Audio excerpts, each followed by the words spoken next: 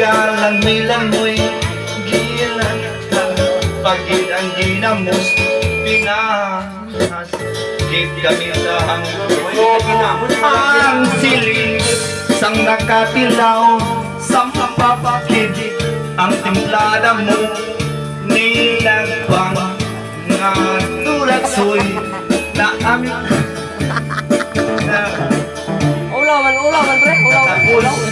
namo sa tao nilagpang unam na bakti may nagdadal na siyok-siyok kaya ang bibig naman may